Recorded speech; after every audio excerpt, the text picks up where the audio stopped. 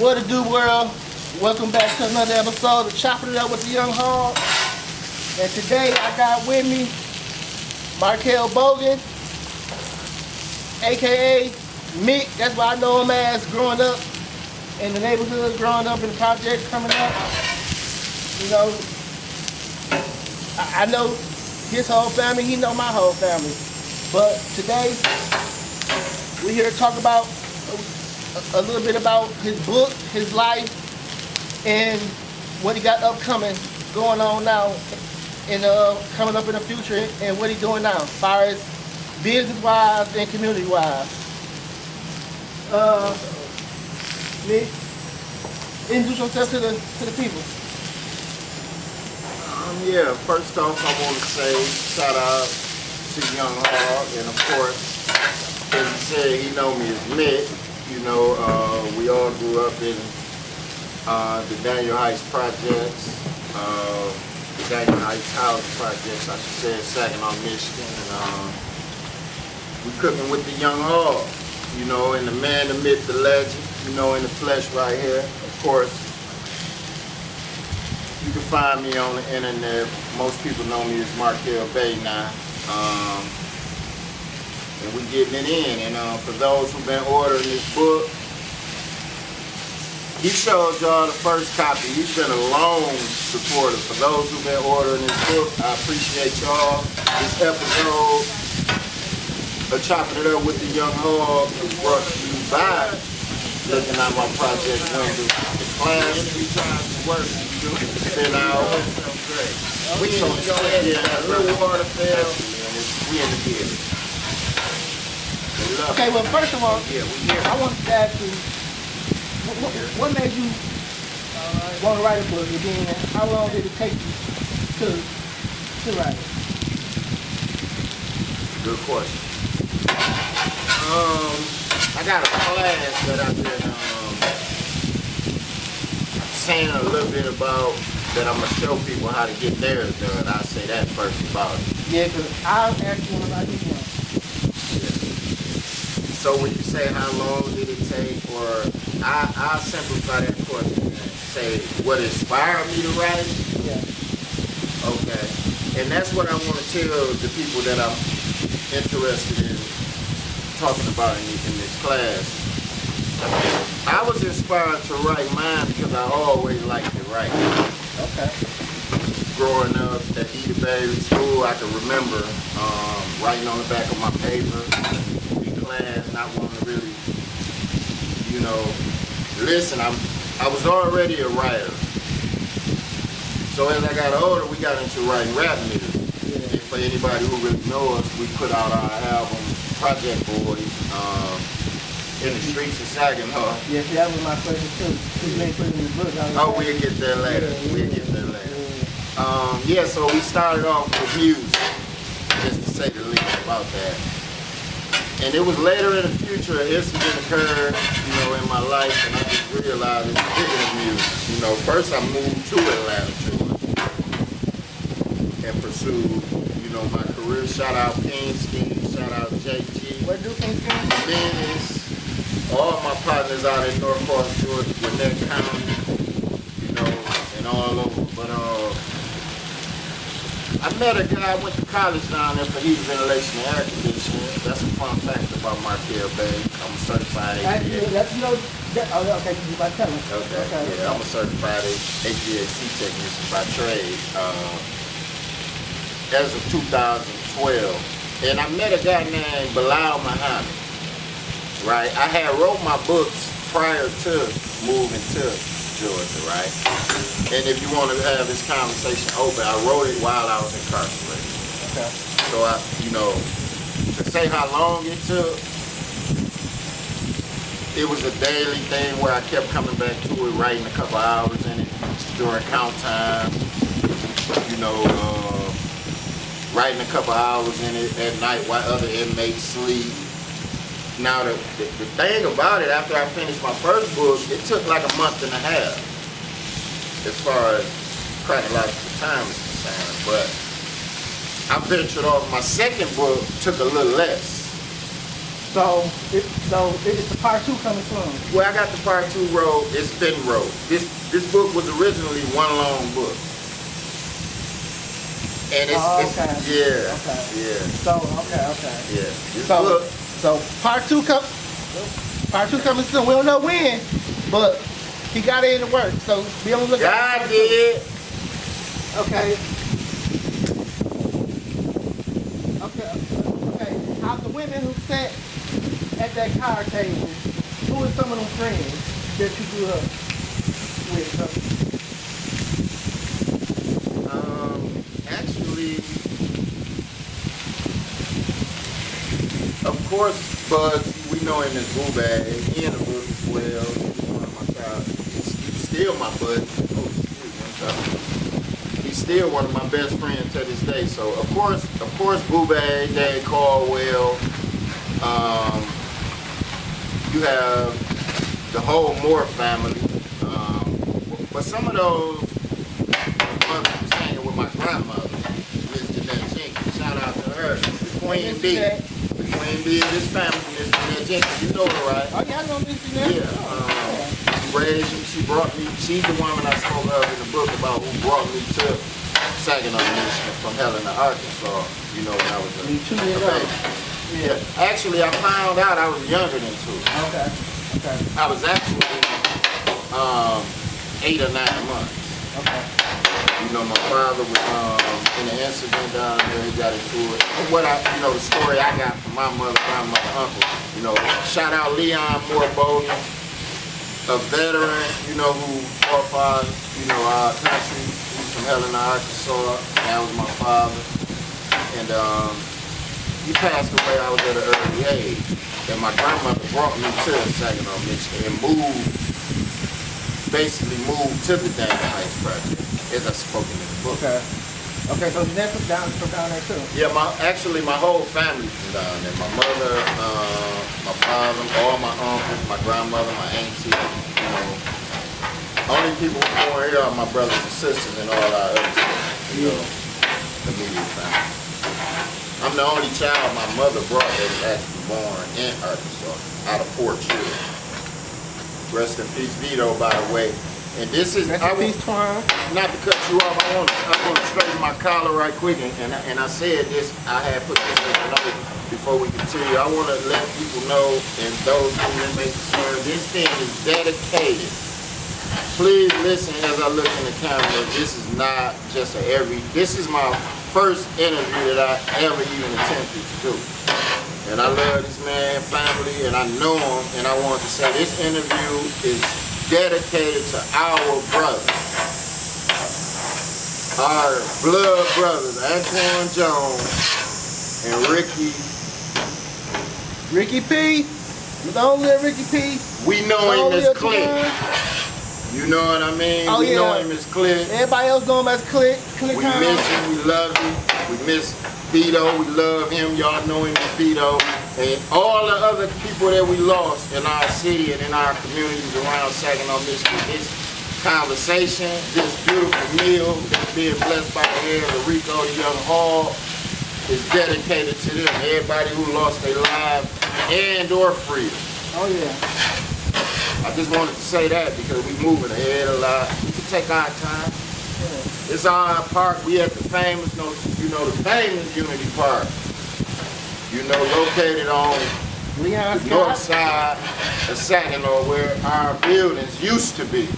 And this street I was raised on, Leon Scott, 1135 Leon Scott, apartment 8. I used to be at this park every day, climbing the trees, eating the plums, the green plums and stuff out the trees. Sometimes they used to be sweet, sometimes they were sour, but we still ate them. Picked the berries, we did all that. Okay. And I can vouch for that because I was out here too. I may be a few years older than him, but we was all out here playing together. We ate off the same tree. I remember putting them plums in the bag, putting the salt in them. Yeah. Well, yeah. I ain't do salt too much, but I did sugar. Yeah, we used to put a little salt in them, and Yeah, so that's what got the writing started.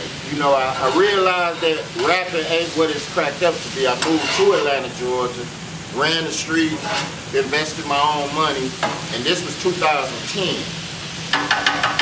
You know, I regained my freedom and decided that the streets, you know, I'm gonna put that behind me and try to do this rap thing that we started in 2005 with the Project Boy album. No problem. The enemy can't stop. You feel me? Oh yeah. What's meant to happen. See, we might get into that portion of the conversation, but we might save it for another segment. You know, beyond what people may think, I mean, you know, I believe in God. You know, I'm a servant of Allah subhanahu wa ta'ala. Many might wonder why, you know, they see a crescent moon and star on my age or whatnot. I don't talk about it on there. And this is not the platform to particularly talk about it, but it allows me to be able to believe in me and not why I'm on this earth. So when I had an experience, which was my brother passing away, you know, I realized that we're gonna do this and go all the way with it. So I moved to Atlanta, did music, invested in myself, and I ran into my brother Bilal Muhammad once I went to college, and he gave me the rest of the information to get my book out. And from there it's been out. And that's 2000, it took 2012 it was out. Yeah, I had the book since it first came out. Hey, how about you explain to them the difference in the covers and from the side of the book, then what you changed to now? Hey, I appreciate this brother because in 2011 or 12, I originally put the book out and I put a picture of my son. He's 10 now. His name is Antoine, named after my brother. And Rico bought the book when it first came out. As you see, I had a different cover. And this is a classic, Rick. We're gonna have to talk. Okay. But I sold that in Atlanta for years. You know, and then I changed the cover and I put me and my brother and them on the front and a few of my guys that I grew up with. And it's been selling great ever since. So it, you know, it's been, this cover been on here for, I'd say 4 years. And it's dedicated, you know, to my brother Antoine. Of course, he's right here. And if you know, you know. And it's our story, you know, and I give all praise to the Most High for allowing my mind to write it because it wasn't easy. I'm gonna be honest, it wasn't easy. I can believe it. You know? I can say I started a little bit, but I got like 2-3 pages in, but it'd be hard trying to think back, you know, to the childhood, from the childhood memories. And even some of the, even not that further back, I kind of can remember some of the childhood memories more than some of the closer ones. But see, that's the thing. I just got to sit still long enough. It really sit in my memory. Sit still is the key word. Now what happens is this. If we want to dig into a little bit of my history, you know, I have had time to sit still more times than I would like against my particular will. Okay. How about you explain what you mean? Some people might not get it. Okay, I segued into what I said a little bit ago. This book was originally one long book. And I was finna publish it and I was told by my, shout out Amazon too, because they've been rocking with me for 10 years, man. Yeah, that's why I ordered mine from. They've been rocking with me for 10 years, my brother. Yeah. I mean, shout out Amazon and that platform that they set up for guys like us who really down here still doing it. Shout out Iceberg Slim. Shout out Donald Bowen, John Grisholm. Like, there's so many guys, you know. Shout out all the writers because a lot of them didn't get their credit until they was deceased. So that's a part about writing that I understand. We can probably talk about that later. But as I said, this was one long original book, and it got to a portion. It was too big. I was notified by them shortly died. Oh, so at first you had everything in there. Yeah. Oh, okay. Yeah, it goes deep. So and I thought about it. Okay, I'm gonna stop it at a certain part. Yeah. And you know, so basically people sometimes come up to me and say, man, the part 2, write it right. I'm like, bro, it's raw. Yeah, 'cause I did that. Remember I asked you about part 2? Yeah, it's raw, bro. Yeah, I'm just gonna be real. You know, I might be looking for a typist soon. I might be hiring a typist second or so. You know, I don't know yet, but it ain't time. It's God's time. Let's get back to it. It's God's time. Whenever God put it on my heart to put it out, it's more in depth about how we grew up later years. See, this is the early years. That's why I titled this The Beginning of the End, which was originally the early years. But anyway, yeah, we in the building. All right. On the walk to the store, what were some of the things you seen? Well, yeah, as he said, he stayed on Leon Scott. Leon Scott and Whittington Drive run parallel.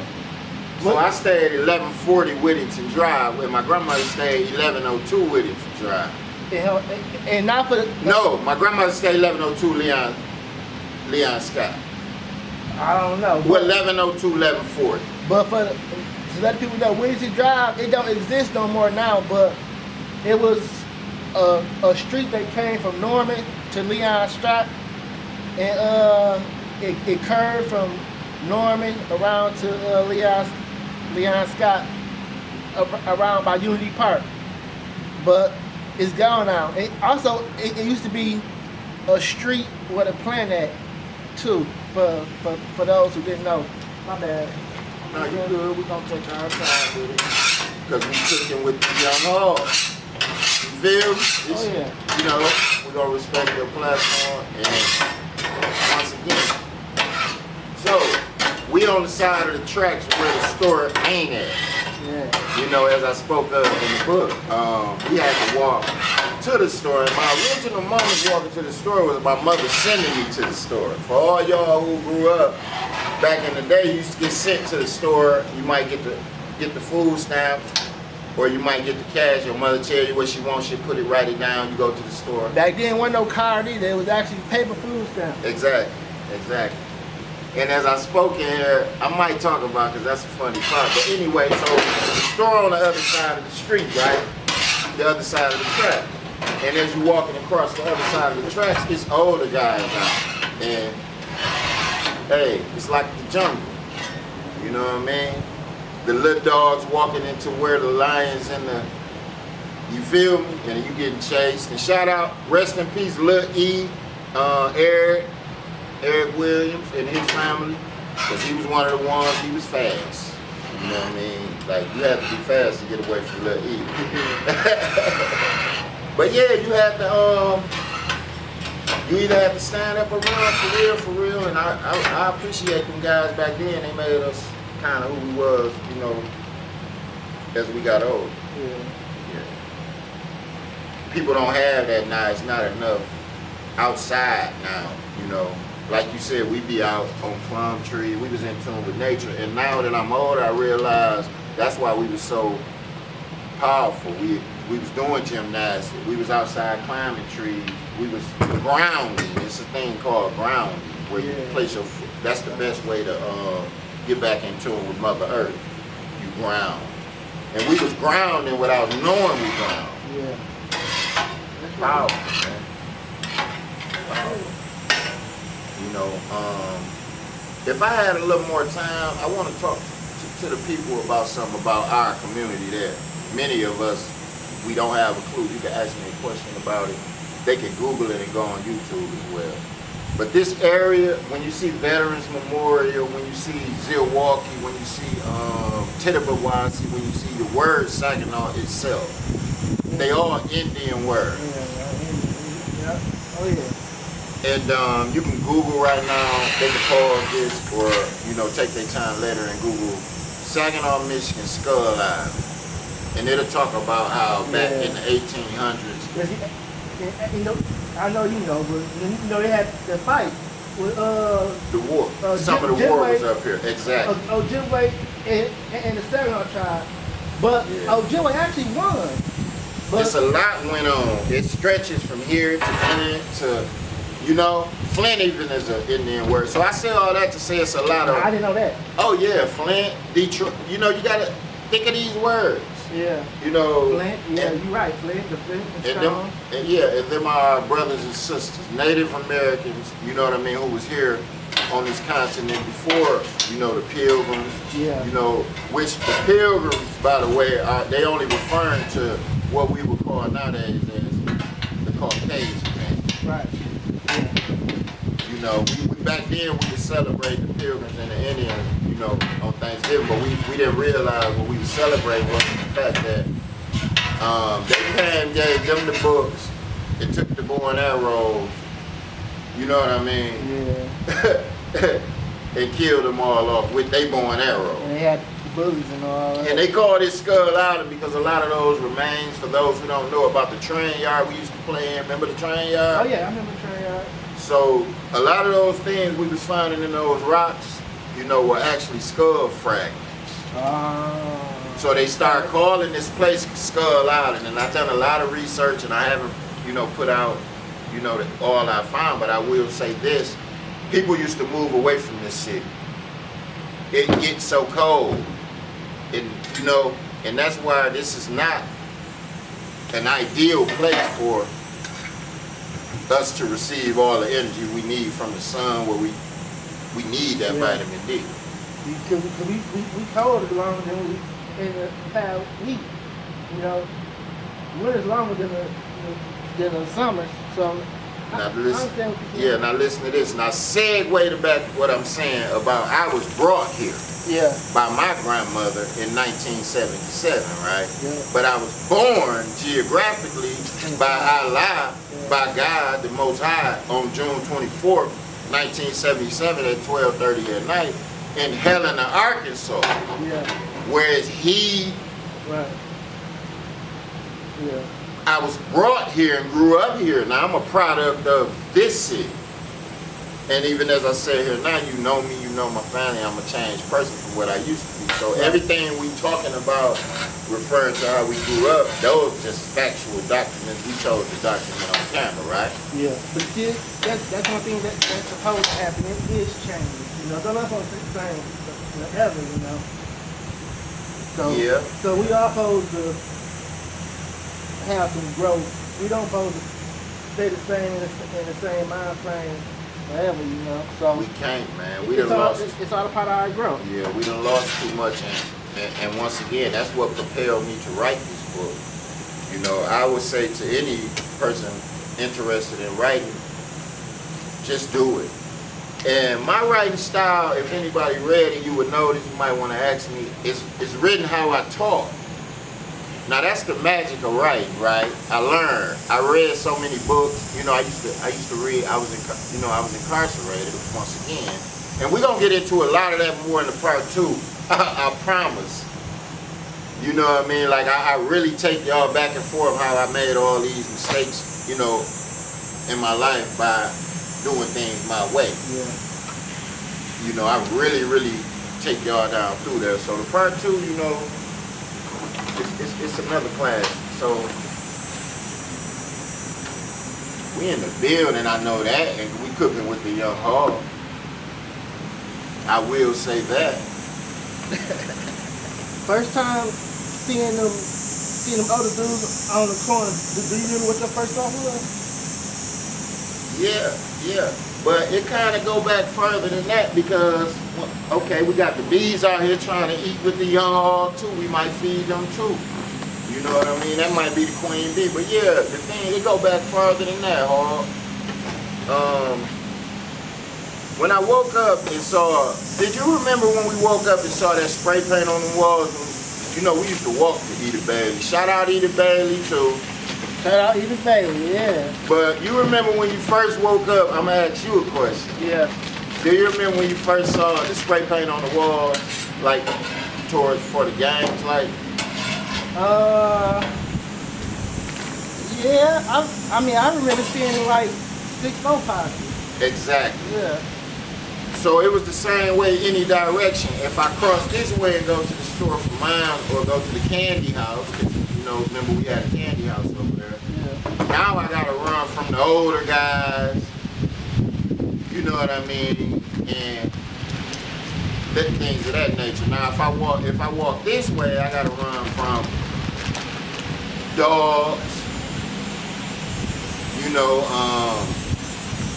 after school we running from people who bullying in school. So it's just been rough all our life in the Daniel Heights projects is what I'm trying to say.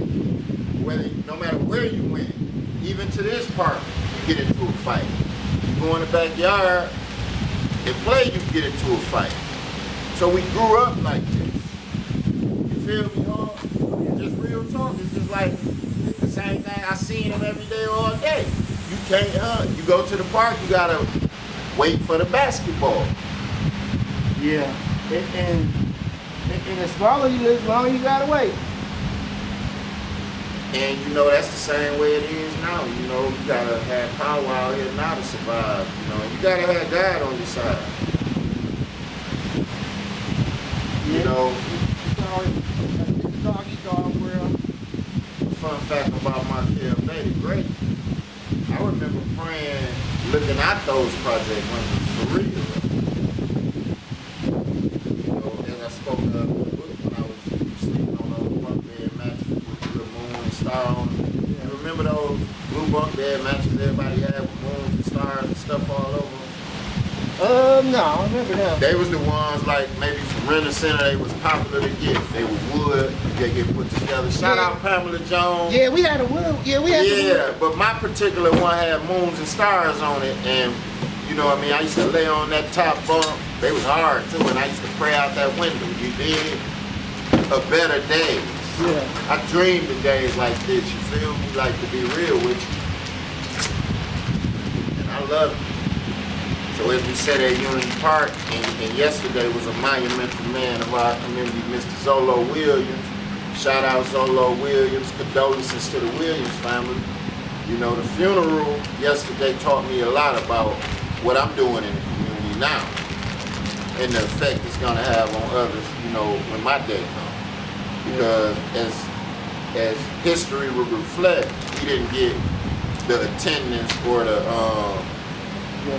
the recognition, you know, from our community that we would have thought he deserved for being a great man of the community. Yeah. And it hurted me to see that, you know, so I had to speak yesterday. Like I'm speaking now to you, I had to speak yesterday, you know, in front of the whole church because he couldn't even get 7 people up there to say great things about it. Because we don't give each other enough flowers while they're here. And that's why I was, you know, appreciative when you called me and, you know, and said you wanted to sit down with me because I said, of course. Oh, yeah. Yeah, you can do the show. Not have to take. Hey, man, even the Bible say be ready for a good word in and out of season. Yeah. You know, me myself, I study different things, of course, but I still love the Bible as well. And I'm ready for a good word in and out of season. And as we creep into September, it's a new season. Yeah, we'll talk about and then you can cut out a lot of stuff if we over talk.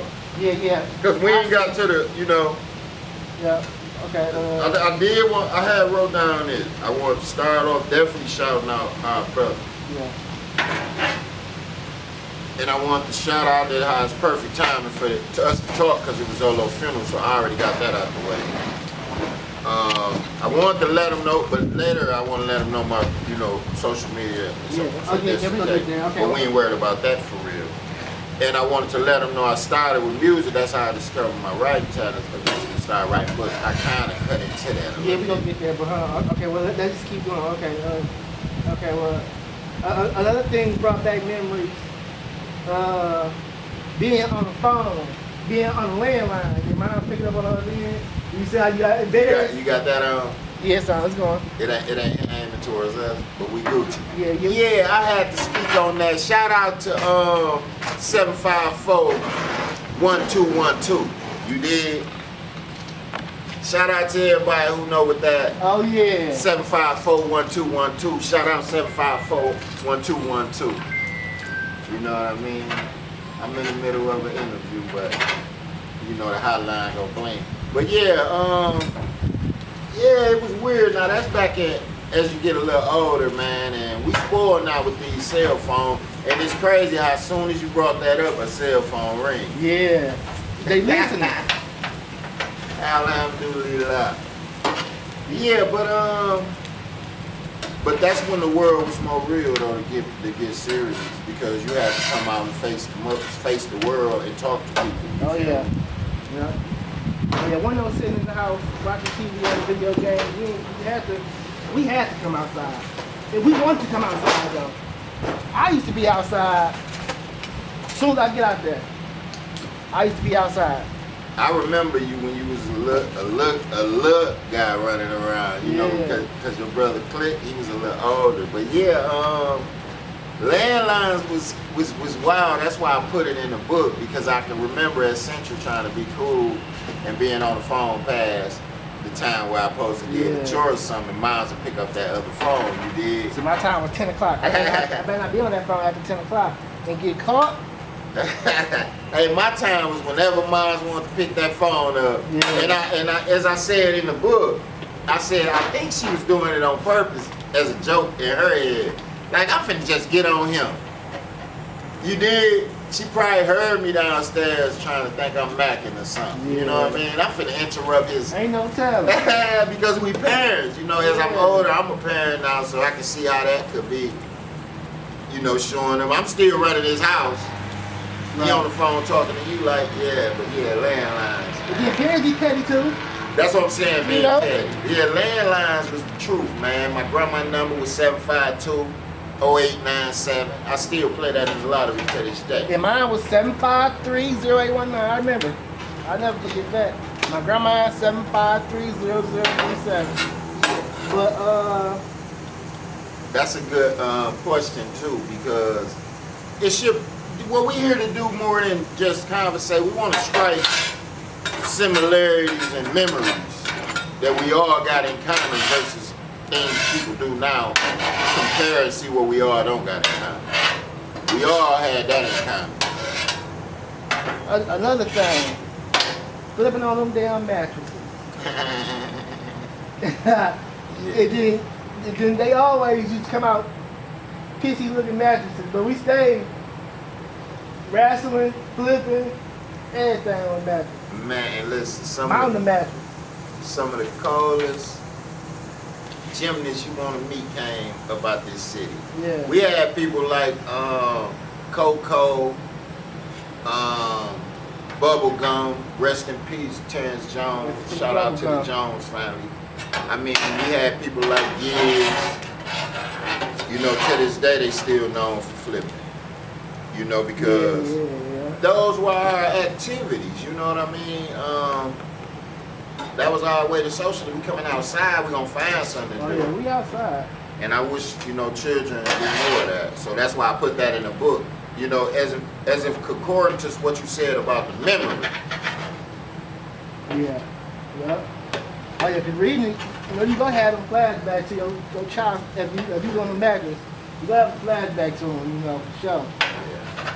Some people got ringworms living on them and all type of stuff, you know. But So that's another thing we had in common in our community. We all knew how to work together, wait our turn, flip when it's your time, congratulate somebody when they flip well. We already knew Bubblegum had the highest no hand in the neighborhood.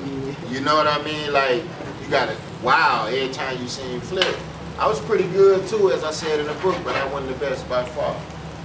Quote that. Okay, what's up with the Jefferson Walk? Yeah. All right. You tell me what's up with you. All right. You been knowing me. The Jefferson Walk and the Mean Mug. Yeah. Oh yeah. Now the Mean Mug, shout out E40. You know what I mean? When back in that era, E40 was out with the practice looking hard. You know what I mean? Keep a mirror in my pocket and I practice looking hard. So we was mimicking, and that's another thing. I got a book wrote that I haven't published yet. I got a chapter in it talked about how we was mimicking what we. Even now, your subconscious mind, you are a reflection of what you put in you. Yeah. Like what you put in your ears and everything you see collect in your subconscious mind, and at times it comes out. So even back then we was listening to things that, you know, music like that, and we was reflecting. So yeah, the George Jefferson walk will come if you ask somebody, you know, what I'm known for around the city. You know, they always say I walk cool. I never tried to. You know what? You know? Okay, I can see that. I can see that. Okay. I never tried to walk cool. It just in my DNA. And come to find out later, my father was a pretty smooth cat down there. You know, I got a lot of his traits in me. You know, all that. I got a lot of his traits in me. You know, the good and the bad. Yeah. Okay. You know, and that's what we do in not breaking generational curses. So yeah, the George Jefferson walk is the hand behind the back. You know that yeah. Cuff, you got a cuff, you know. That, you know what I mean? Like growing up, you know, people used, you know, yeah, you know, but it's in me, not on me. You know what I mean? It's in me, not on me. Hey, another thing that Try one of these. I got hot sauce. I got the sour cream with the sour cream. Man, I forgot my pico it's all good. at the house. Oh, did she bring? Shout out his beautiful mother, Nene, for helping him set up. You know, and like you spoke earlier, I know his beautiful mother. I know their father. You know my mother. You know my grandmother and my family. So we out here at the infamous Unity Park. You know, y'all only getting a look at. Y'all got a view of Norman Street, which is a big part of our community as well. For those who know, Daniel Heights stretch from Norman.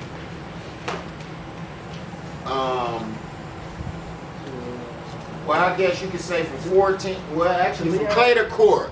Yeah, Clay to Court. Clay to Court. And I was telling somebody about Clay to Court, how we used to walk to school, and you know, we thought alligators was in that. Remember they used to have a rumor say alligators was in that thing when you right here by Clay to Court, but it never was. No, I don't remember that. It was right by Clay to Court, that thing. Yeah, I know what you're talking about. Yeah, shout out Clay to Court. But they tore all that down now. Yeah. And that's where we at, on location, live in the flesh. You know what I mean?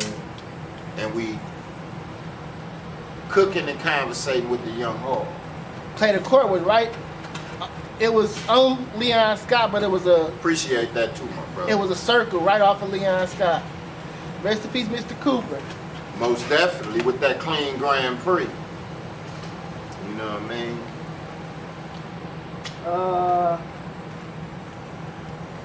Oh yeah. When I read about you talking about stealing from JCPenney and all that, that was funny because bro got caught stealing from JCPenney. He got caught stealing the hat from JCPenney. Yeah, hey. A lot of people wouldn't know, but a lot of things, you know what I mean? You know, we jumped that off. You know, we'd go to the mall in a tape store, and I know you asked about the hat specifically, but back then you had the tape store too. You know, so it all started with going to the store, and I remember this summer clear, because I had a few out. So Love's Gonna Get You by BDP came out. Summertime by Fresh Prince, right? And Chub Rock, 1990 Chub Rock Jump. So I'm 13, because I was, you know what I mean, 1990 Chub Rock Jumps. You dig? And a little ride bass. So I go out there, I can't afford all these singles, but I got a few dollars, right? So I stash a few of them, get out.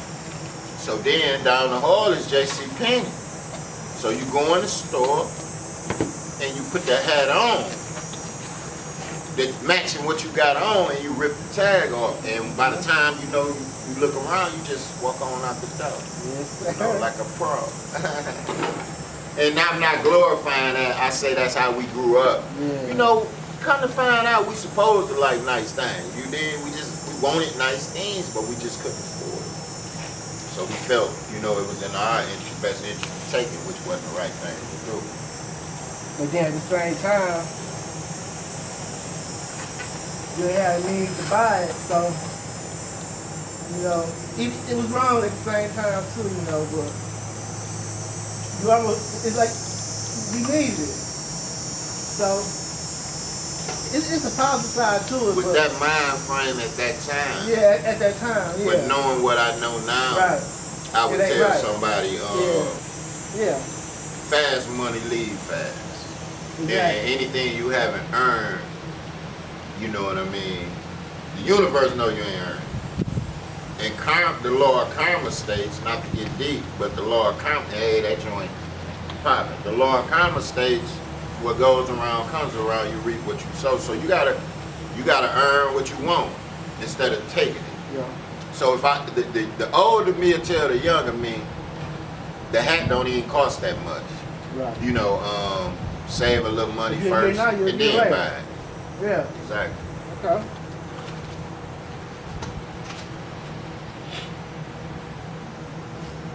Give me some of this red eye. You know, we love this in Saginaw. All right, growing up in the projects, all right, everybody has admiration for 6'4" Posse, Brick City Dog, you know. Shout out Brick City It was Dog. you know. Brick 6'4". But tell me a little bit about the start of MOL.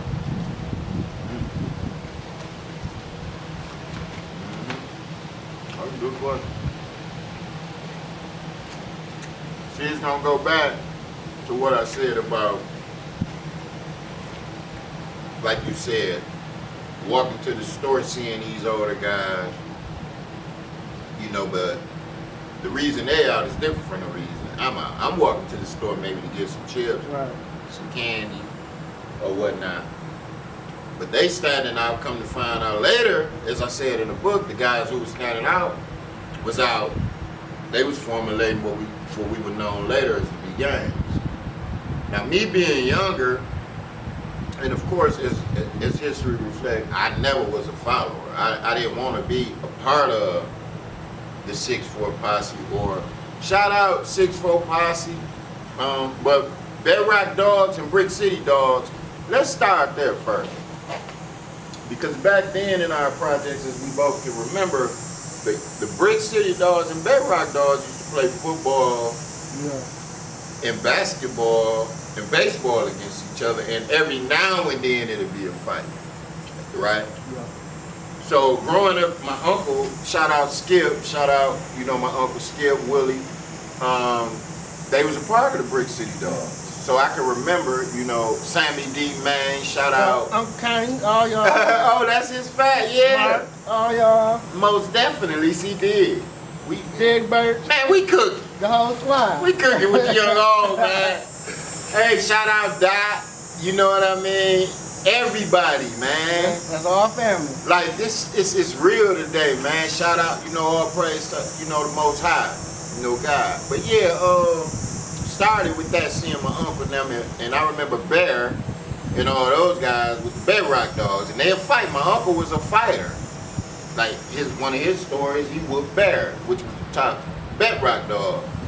So anyway, later they never shot. No. So later with the 6'4" Posse, it became more what I saw, what we learned later is people getting jumped and stuff. So I'm like, wow, they 6'4", they jumping, you know, so it took me. So is that when the chain and stuff first came, when they started, when they type of chain, so that's the 6'4"? Okay, Or that, it started with the graffiti. Hey, you know, they chain and stick and stuff, they fight with stuff. Nunchucks. Yeah. Well, you know, we saw all that brass knuckles, nunchucks back then, you know, Crush Groove and Beat It had people out, you know, doing they working.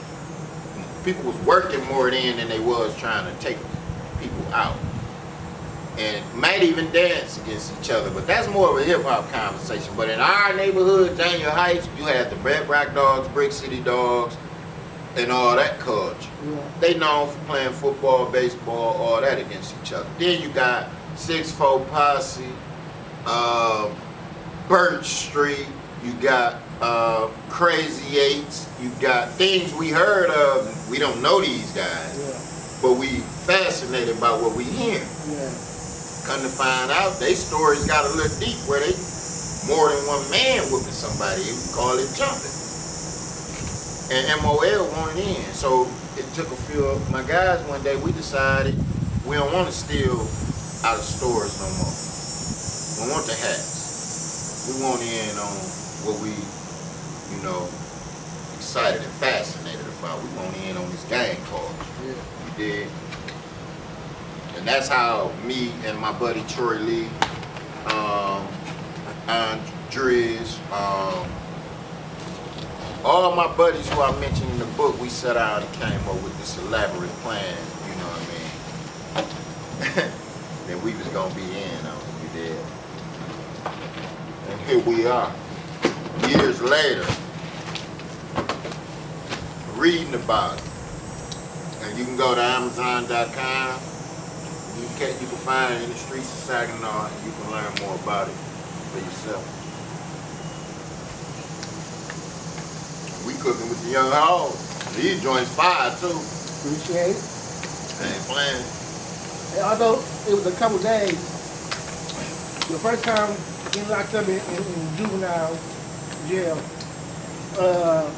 for 2 to 3 days. Yeah, Was you know it, what?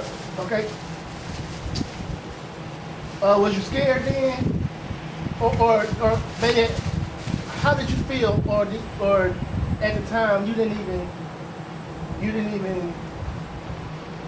care. It wasn't even a thought really, because you was so in the midst of, oh y'all come on, because that was the beginning. Y'all caught them in the car, and then you said you got locked up for 3 days. Yeah, okay. What I will say about that whole, we made our mind up early that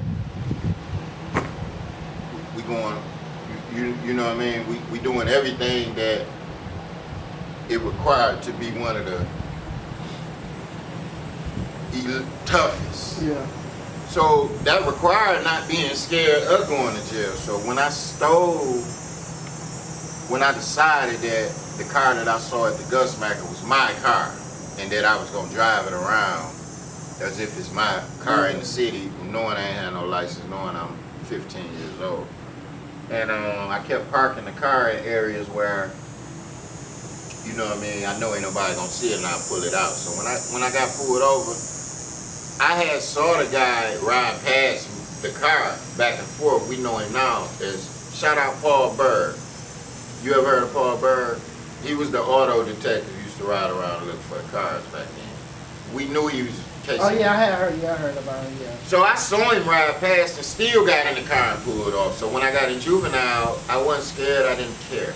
Because we, you know, as I spoke of in the book, we tattooed, well, we didn't tattoo, we took a hot fork and put the mark on our chest, and then we already knew that we was bound in, you know, and we got that from the 6-4, you know, actually the 6-4 posse, they had burnt, the rumor was, and I saw the proof, that they put a hot fork on fire, and they put the whole fork, each one of them individually had a hot fork, and I saw the proof from the members, because we was around them a lot, and it's here to this day. And the MOL still on my chest, by the way.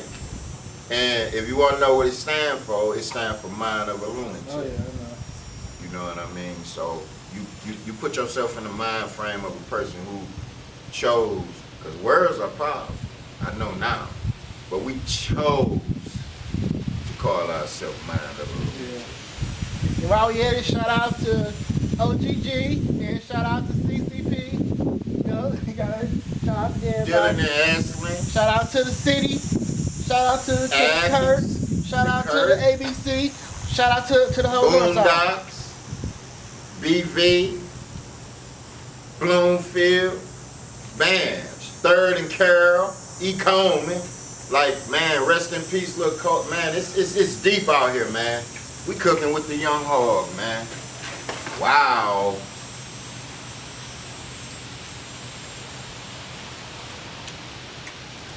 When y'all was on when MLO was, when y'all first started and coming up, you said the older guys, they wouldn't respect you all, but they came around too eventually. How long did it take for them to start wanting, you know, to come in and start how long did it take for them to start respecting what y'all was doing? To be real with you,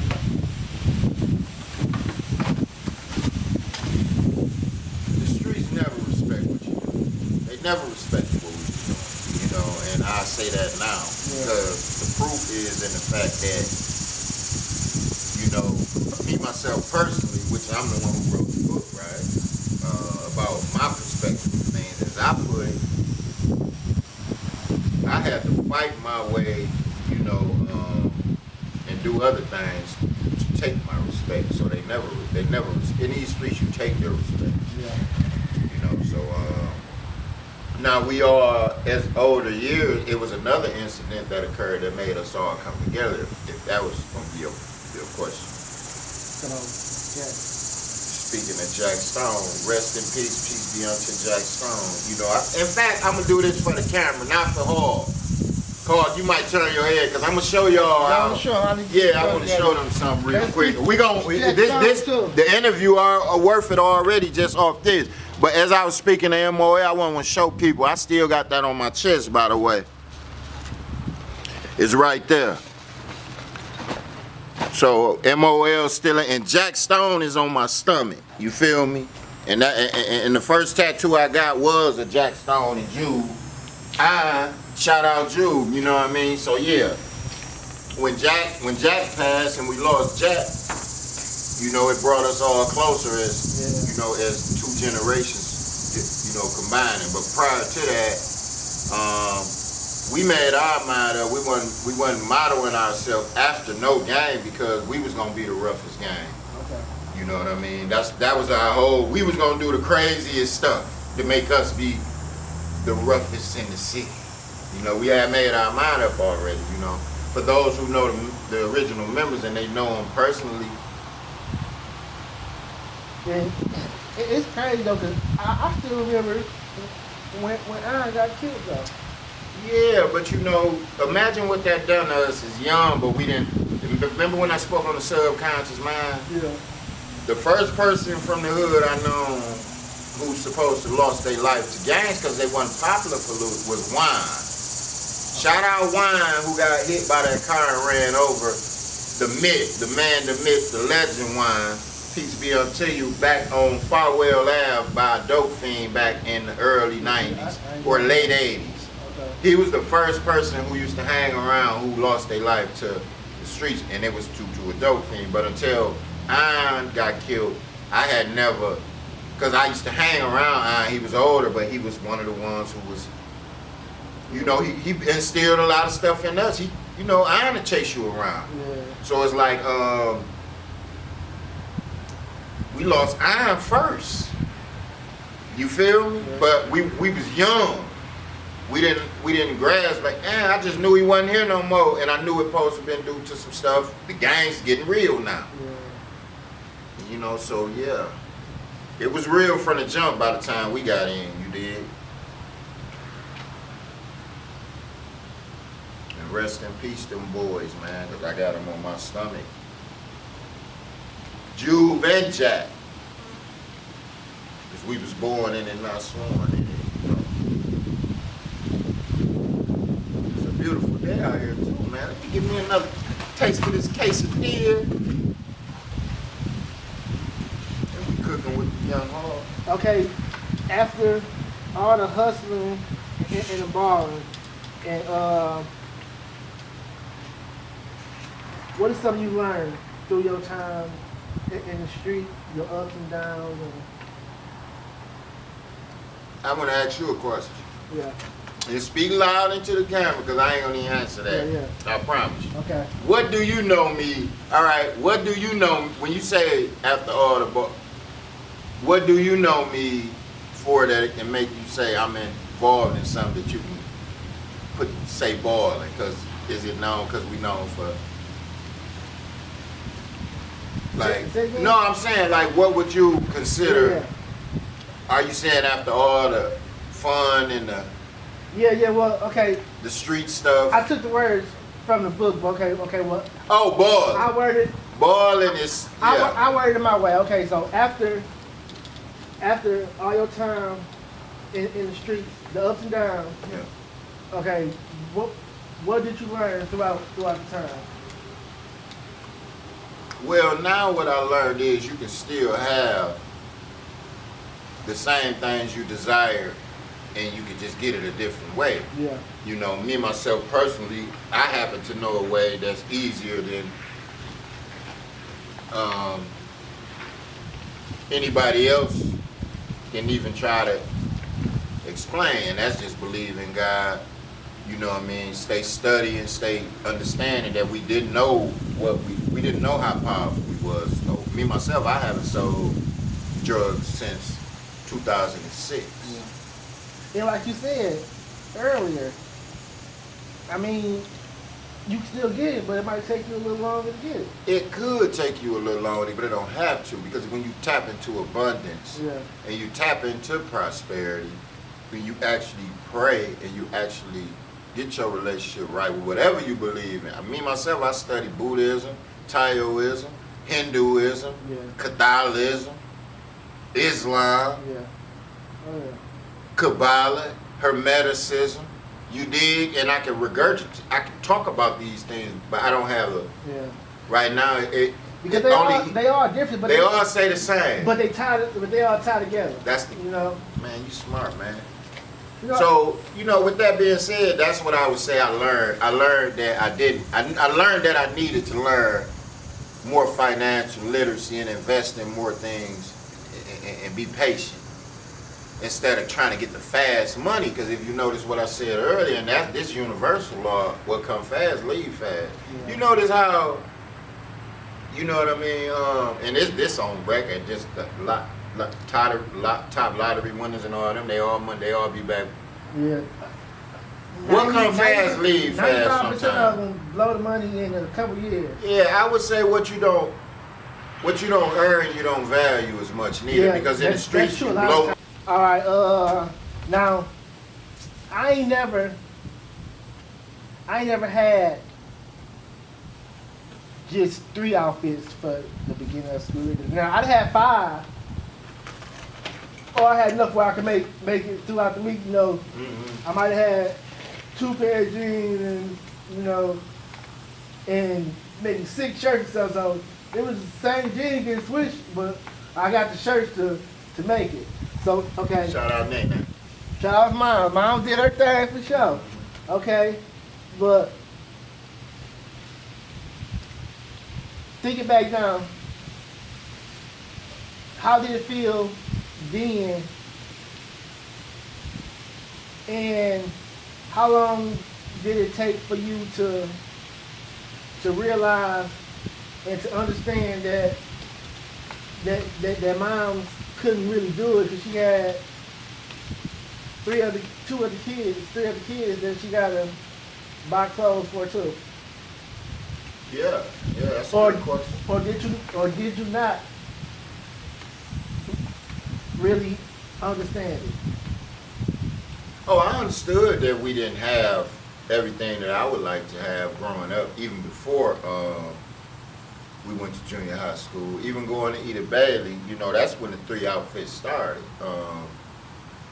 In my household, my mother had 4 children, and at that time, honestly, we was living off, and what I know now is my Social Security check, from my father, who was a veteran passing away prior to, and she was taking care of us on that as well as welfare.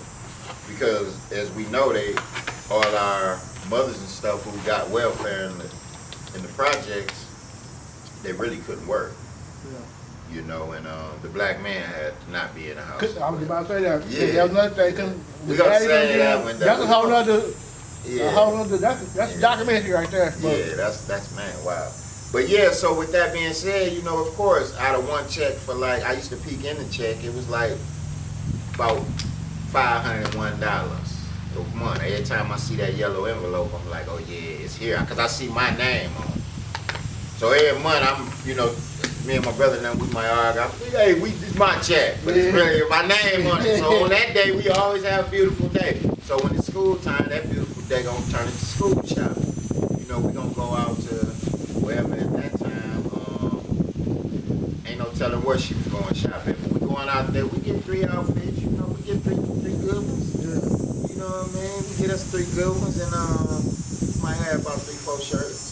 I mean, but you gotta know how to switch it out. It turned into So how I felt about it, it didn't feel good. It felt poor. It felt like I was poor. Yeah. When you got what you would consider like y'all spoiled, what we used to call it. Shout out to all y'all spoiled, all y'all spoiled dudes. I wouldn't say I was spoiled, but yeah, I can see how, you know, how they would see that we was spoiled. Cause like I say, cause I mean, we was basically poor coming up, but I didn't know we was poor because we had the necessities. I couldn't get everything I wanted, but what I needed, and I got some of the stuff I wanted, so it was good. Yeah. You know? But, and we wasn't so materialistic back then, you know, so that first fresh pair of kicks, you know, hey, we was winning. But yeah, once again, it felt poor because, you know, as growing up as a young man, and many young men, they might don't know now, but we wasn't raised by our fathers on how to take care of ourselves and take care of our clothes and stuff, fold them up when we get home. And, and that's what we missing in our community, and I'm glad I taught mine, you know, children, and I'm able to teach others in this community as the time keep missing itself. We didn't know how to take care of our stuff, so, you know, it wasn't that we didn't have enough. We just wasn't we weren't appreciative of what we did have and take good care of it, you know. But it felt poor, man, and we had to get out here and get it, and that's why we were stealing hats. And that's so basically, like, you know, the great Jay-Z said on the album, we wasn't doing this for fun. Cause we weren't doing this because we love to do it, you know what I mean? We actually didn't have things that we needed to have to go in the classroom and feel comfortable. You know, whether it was deodorant, whether it was new socks for the week. You know, like imagine not having socks, not having wash towels in your house, and you cutting up a sock, you know, because you couldn't take a shower that night. Yeah. Or imagine the effect on a guy when you in your project house and there ain't no sheets on the window. I mean, ain't no curtains on the window. You using sheets. Yeah. But you at night you take that sheet down and cover up with it. Ah, okay. And then when it get daytime, you know, people waking up, you put the sheet back up. Yeah. Like you tell me, you know what I mean? Right. Yeah. What you know, what the effects it might have on you know, us. Yeah. See, I never experienced that, and I never even. Now I see people with sheets on their windows, but I never even realized if they would have had to nighttime take them down to cover up with them. Well, I'm letting you know that was part of my stuff. That sheet come down at night, and we don't have sheet on the bed. You covering up with the sheet that go on the bed. Right. You know, sometimes, you know, so it prepares you to want more. And we got out here and got more as we got older. You know, it came with a price. You know, that's not the beginning of the end. So yeah, so stealing, you know, going to junior high school, it was rough for the 3 outfits. You know, come on now, we around older. We older now. Gotta have his first girlfriend. You feel me? Shout out Tisha. So switching to, so what? Back then, high school. Middle school started in 7th grade? Yeah, back then middle school started in 7th grade. Shout out Central Junior High. Now that's when it really got tricky as well because we come from walking to Eda Bailey, right? From our house projects to Eda Bailey School down here. And now we got to get on the bus and catch the bus to Central Junior High School. You feel me? Now, as I spoke of in the book, we rarely left the projects, you know, prior to that, unless your mother or y'all was going somewhere, you know, and then you coming back. You know, you might go to Showbiz Piece, and you might go to, you know, little somewhere, and you get on back to the house. We might walk the train yard and go up, but we ain't never been on the other side of town. So now we go on the Central. Now after 3 days, you ain't got no more clothes. You tell me what you gonna do.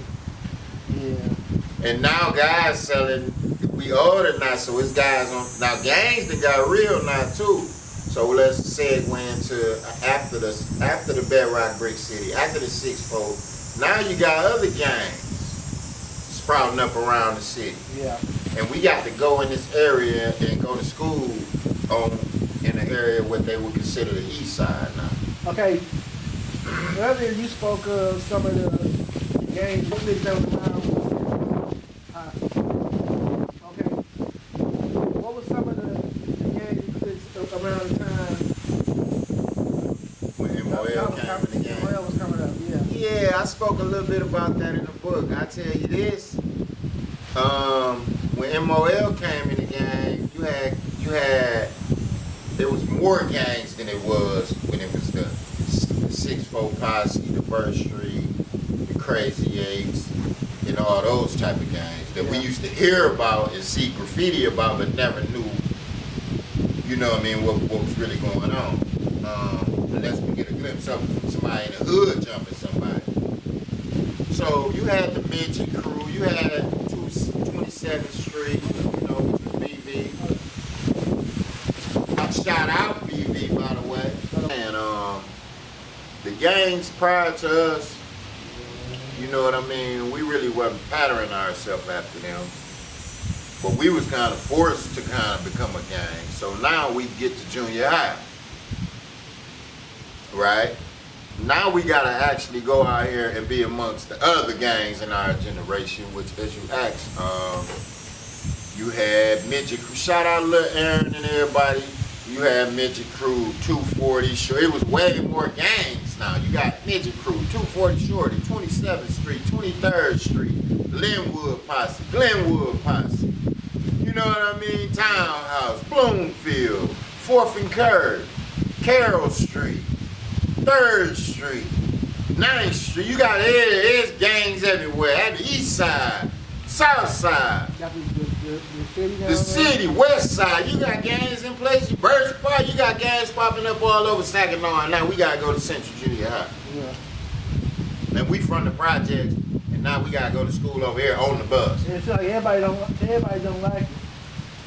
It's like, oh, you know it. Man, remember we in the era of practice looking hard and mean mugging anyway, so speaking wasn't even cool then. You gotta come up the hallway like, and that's where I got my name from. You know, that's where I got my reputation from. I'm coming up the hallway bumping. You know, we had to come up the hallway and you won't move if a guy comes back. Oh no, you gotta you gotta have a staring contest. Yeah, we staring each other down as we walk past. We start, you know, now I look reflect. Now the older me will tell the younger me, you giving off that type of energy. Right. You attracting this. Right. You know. That's true, because that's like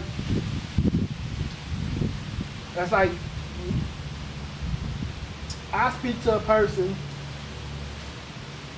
just to start to see what energy they on, you know, and I'm speaking genuinely, but whether they speak back or not, it really don't matter, because I'm just speaking what's going on, how you doing, or whatever, you know, and I speak to people who I may have had issues with, well, some of them, some people, but I may have issues with, you know, and keep it moving, and then, you know, they might not speak.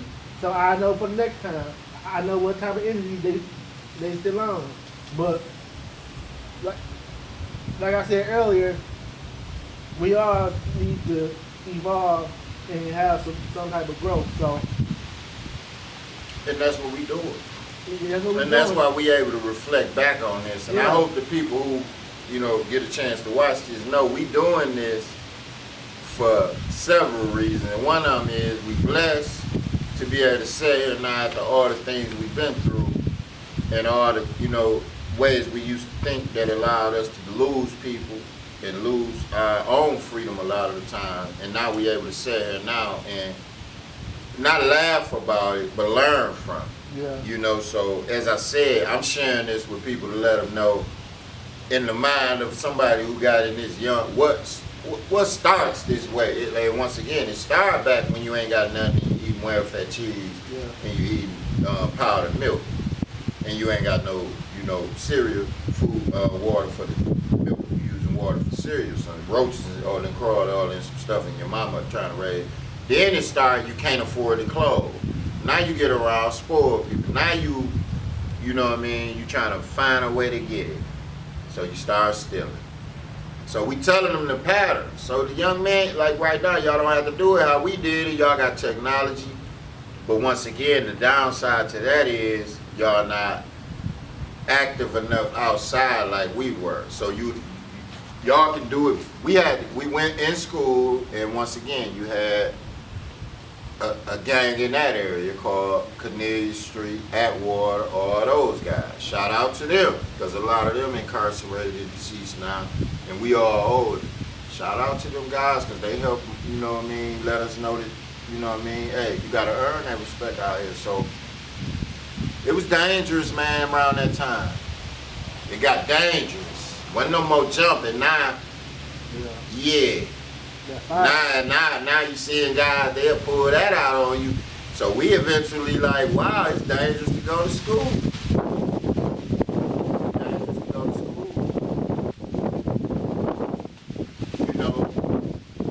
So eventually, as many don't know, my mother eventually moved in that area, on Gage Street. While I was around that age, I remember walking from my house on Gage Street, being from the projects. And because when they tore the projects down, people scattered, many might not know that. Yeah. But when they tore our projects down, a lot of our mothers, aunties, and grandmother's stuff moved around the city. Yeah, because they offered everybody, you get Section 8, they let people get Section 8, so that's how a lot of people ended up in houses and stuff then from out here. But we ended up down in the city on Estlin from Leon Scott. So that was just right down the street. But yeah, that's how that happened. Well, I ended up on Gage Street. Yeah. Off East Genesee in Saginaw, Michigan. In my teens, my mother moved there. Another low-income house. Shout out to the landlord who tried to dump our stuff on the curb when we couldn't pay the rent over there too. Shout out to you, because you made us who we is. But yeah, she moved on Gage, house full of, we had rats, we had roaches. You can hear the rats making noise in the ceiling while you sleep. But I rarely was home I was always in the projects, come home at night. Big slumlord. Man, getting it in, man. In the projects all day, come on Gage at night. Yeah. And by then, my mother knew we was into illegal activity, you know what I mean? Of course, if I bought a Bonneville at age like 14 or 15 and set it in the yard, but we was poor. And even before we moved out, I would say around that time we had to start helping pay bills. Yeah. Because I can remember a light getting cut off or two, at times. Okay. So, really, you ain't see no other way. But now, I always tell people, it's so easy to find a legal hustle out here nowadays. You could cut some grass or do anything, start your business, and then you can make the same amount of money from if you want to. If you hustling, hey, that's crazy. You said that, not to cut you off, but to add to what you're saying. You're absolutely right. And when you ask me what did I learn from that, this is what I learned. That when you're doing it, I should have been I should have been able to think up another way to, turn that into a legal, the way we was thinking it. Use that energy. Yeah. I got a chapter in a book called The Same Energy in one of my books that ain't out yet. It's basically saying the same energy we use to do that, we can do this. It's the same effort. It's like running a business. Yeah, it's the same waking up effort. It's the same energy that it's taking to come out every day. You're a businessman already, because you're coming out every day and you your own business. You serving your customers. You know, you keeping track of your own booking in the county. You're busy, but you don't know that you could be doing this in a legal way. Yeah. So if I would say that's what I learned to do, that same mind frame, but in a legal way now. You know, everybody who had left move. Shout out to everybody who supported Eminem's Moving and Hauling, which is my hauling, moving and hauling company. In Saginaw, Michigan, I serve Saginaw and surrounding areas as well as Ohio. Yeah. We get to that later about we get to how I left and just got, you know. A couple more questions. We'll go into that. Okay. You've been, at an early age, you've been having empathy. Because I see from when you was breaking in folks' houses in the neighborhood, you know, you knew it wasn't right. And you said, you know, after you thought about it, you know, you take it from your people. You know, and then even though that hustle slowed down, and you realize that one of the pigs at the same time too.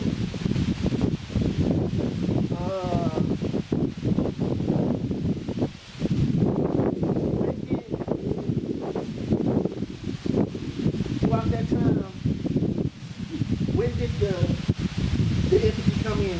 Did you know it was wrong from the beginning, or was it over time that you realized that what y'all was doing was wrong? Good question. And what it brings me to say is this. And I will say this before I say that. Yeah.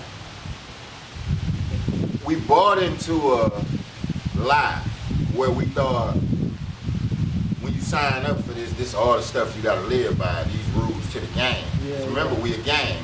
So we studied, okay, this what they do, this what we gonna do, and we ain't nothing. Now what happens is this. They weren't really living by that.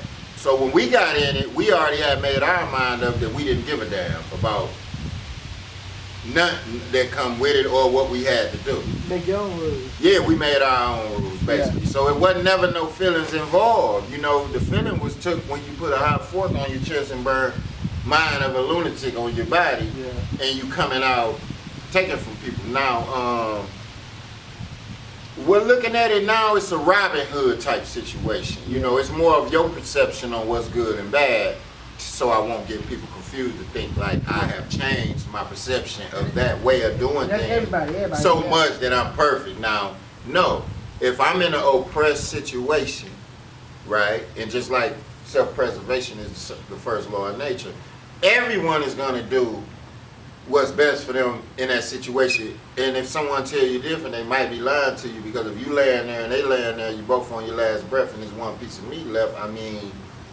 they gotta eat it. They love you to death. You saw Thor, like you know. So it's like, yeah, would you really sacrifice? So yeah, we didn't have no feelings, and you don't get in that game back then to have feelings. You know, I think my feelings, I never cared. You know what I mean? But looking back in hindsight, the environments they put us in, because we got to start really in the end what a project is, and versus what we thought it was. Yeah. Okay. You feel me? Yeah. A project is a project.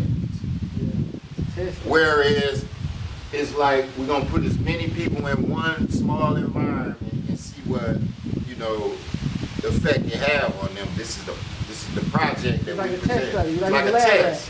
Yeah. We're gonna put these all around the world for impoverished people, and we know that a certain is this many people can't comfortably exist in this square footage of a thing under the conditions that we're gonna put them in. Yeah.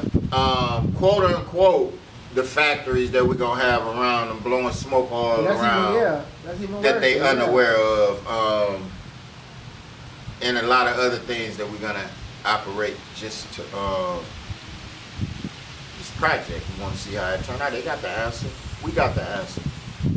So with that being said, yeah, you know, that's not an excuse, but we might have to credit some of that, you know, to a lot of our growing up thinking errors too. I don't know why we done the things we do, but we felt compelled to do it, and we did. You know, and as a 45-year-old man sitting here right now, I wouldn't really change it because the times was different. You know what I mean? And it made me into who I am today. Yeah, understood. Okay. Although by the time you had your first child, you had bills and everything already. You was helping out with you paying. Okay, but what did having your first child do for you? Yeah, my first child, shout out Marcel, you know what I mean? Well, to bag up a little bit, I had my first child when I was 19. Okay. But I had already been through a lot from the age of 15 to 19. So it kind of really did show me a different side of life. Like I had, as I spoke of in the book, it ain't no secret, I had settled down, but you know, had got a nice little spot on North Charles on the west side. Yeah. And me and his mother at the time. So back to what you said a little minute ago about I always had empathy. So me being the man I am, when that seed was announced that it's mine, hey, I'm finna help. So yeah, I'm always gonna, you know, care. So I moved in, and it calmed me down a lot. But the unfortunate part about it, as I wrote in the book, during that same time, I had already been in a lot of trouble. I was on the run from the police for minor stuff. I had already been to jail like 20-something times around the city of Saginaw for a lot of minor traffic, marijuana, you know, little stuff. So I had already kind of ruined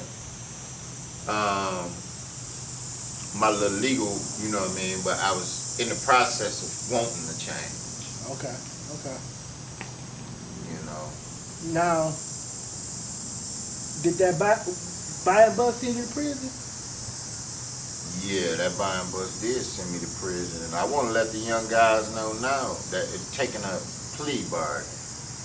You know, I look back now, maybe if I, but another thing is it was the best thing that happened to me, because when you had that time to sit down, see, all those years running the streets, I never had time to sit down for like not even a week, because in these streets you chase money. Yeah. You had a constant chase. That's the thing about them. It's never enough. The Bible says, you know, the eye is not satisfied with seeing and the ear is not satisfied. It's never enough. So we humans think that that appetite can't be. Yeah, you always want more. Yeah, so in the streets, we buy one car, we want two. We buy two, we buy, you know my history, you know how we do. Yeah. So it's like that back then, why we wasn't satisfied and trying to use side money to invest. We steady want to, that's for another day, but yeah, man, we just did what we did, and it's all written. You know what I mean? Okay, for the younger guys under you, was it intentionally to give them a hard time because the older guys gave y'all a hard time? Once again, we adopted to the rules of the game. So we took the stuff they had put in their criteria, what they considered to be a gang with their generation. We took that and we incorporated the stuff we saw on TV and hearing music is what they said gang is, which is drive-bys, which is you know what I mean, other wearing rags. We took, you know, we wore rags.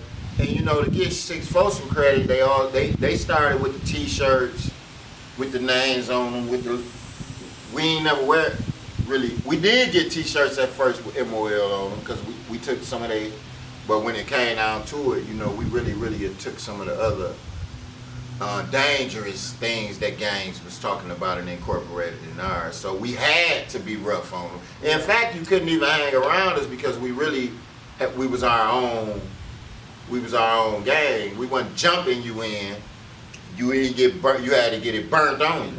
You know. And then, I mean, coming up, it was a normal thing for the older guys to chase the chase the young neighborhood, man. beat you up a little bit. But that was a good thing, You know, because it made you rough. Yeah. A lot of us didn't have fathers. To segue back what you said about the older guys and how we treated the younger guys younger than us. Well, a lot of us ain't even had no father. Imagine what I would have been if I ain't had no growing up. Like, that's why a lot of our boys now, not to down them, but Yeah. you know, the society had made they, you know, they're a little more softer than we used to be, because we fall, cut our leg, and it's not like it's not like it was a beat up. It was a little roughhousing, basically, you know, to explain to the people. No, hey man, you know, so yeah, it did. We was just mirroring what we was, you know what I mean, brought up. Because the older guys from the hood did teach us a lot, man. I ain't gonna lie, you know, they taught us about, you know what I mean, how to you better talk stuff back, you feel me, or take off running. Just step back. Okay, full circle, You know. to 2022. What you doing now, as far as business wise and as far as community wise? What you got planned on? You know, what you plan on doing? That's a beautiful question. Well, I'm gonna start by saying this: we doing it. That's number one. We doing it, and what we doing right now.